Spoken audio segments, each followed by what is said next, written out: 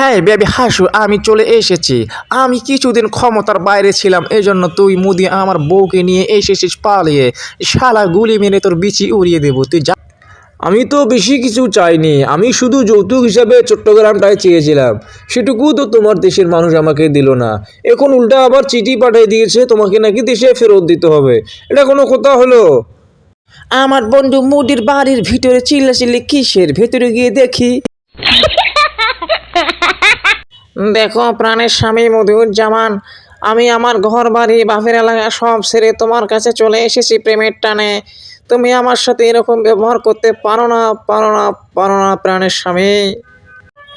আমি যে বাংলাদেশে এতগুলো মানুষকে মারি ফেলি, তোমাকে যুদ্ধ করে নিয়ে আসলাম, জয় করে চিনিয়ে নিয়ে আসলাম, ফেমের টানে ফালাই আনলাম, এনে আমার লাভটা হলো কি? আমাকে তো যৌতুক দিল না। আমি যে কলিকাতা থেকে 3টা হারবাল খেয়েছি, এগুলো তো কোনো কাম হলো না। তোমার তো শরীরে চলে না, তুমি তো মিয়া যোদ্ধা বুড়ি হয়ে গেছো। হে প্রাণের স্বামী মধুজ্জামান, তুমি কিন্তু আমার সাথে খারাপ ব্যবহার করতেছো গো। আমার আগের বয়ফ্রেন্ড ডোনাল্ড ট্রাম্পই তো আমার সাথে ভালো ব্যবহার করতো, সে আমার ভালো ছিল গো। ও নো বিবি হাসু, তুমি তাহলে এখন আমার কথা মনে রেখেছো? তোমাকে যে আমি ডোজ দিয়েছিলাম, খাট ভেঙে ফেলেছিলাম। ও নো, সে ডোজটা তাহলে তোমার এখনো মনে আছে? কোনো সমস্যা নেই, মুদি তোমাকে তালাক দিলে আমি বিয়ে করে ফেলবো। ইয়েস ইয়েস, ঘরের ভিতরে তো অশান্তি শুনে আমার ভালো লাগতেছে। আমি তোমার এত কৈফত শুনতে পারবো না। আমি তোমাকে একটা ক্লিয়ার এবং লাউড কথা বলিয়া দিতেছি।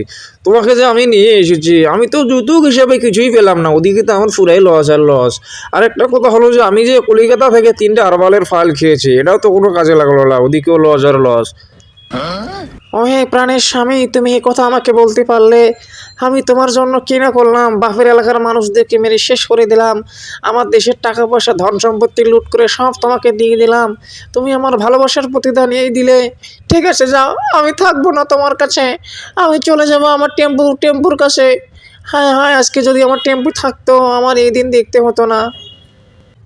ও নো, এটা আমি কি শুনতেছি? বিবে হাসু দেখি আমার কথা এখনো মনে করতেছে।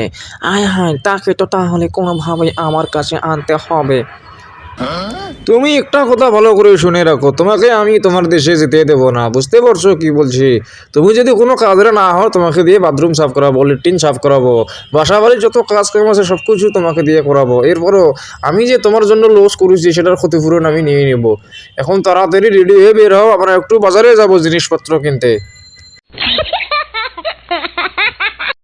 এটাই তো সব থেকে বড় সুযোগ। তারা বাজারে যাবে জিনিস কিনতে, আমি তাকে রাস্তা থেকে কিডন্যাপ করে নিয়ে চলে যাব।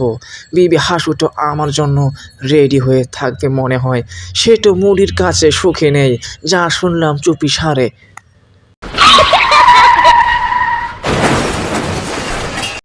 হ্যাঁ বেবি হাসু, আমি চলে এসেছি। আমি কিছুদিন ক্ষমতার বাইরে ছিলাম, এজন্য তুই মুদি আমার বউকে নিয়ে এসেছিস পালিয়ে। শালা গুলি মেরে তোর বিচি উড়িয়ে দেবো, তুই জায়গার উপর দাঁড়ায় থাকবি। খামান বেবি, আমি তোমাকে প্লাস্টিক সার্জারি করে তোমার আমি যৌবন ফিরিয়ে দেবো। বেবি খামান, তুমি হুন্ডায় চলে পড়ো, আমরা চলে যাবো। এই শালা গোবর খেয়ে খেয়ে তোমাকে শেষ করে দেবে। খামান বেবি খামান। মধুজ্জামান, 1 তালাক, 2 তালাক, 3 তালাক, 5 তালাক। আমার বিবি আশুকে ফালিয়ে নিয়ে গেল ডোনাল্ড ট্রাম্প ওরফে আমার ছোট ভাই, মানে আমার বউয়ের দেবর। আমার হাতে ধরাই দিয়ে গেল 1 বালতি গোবর।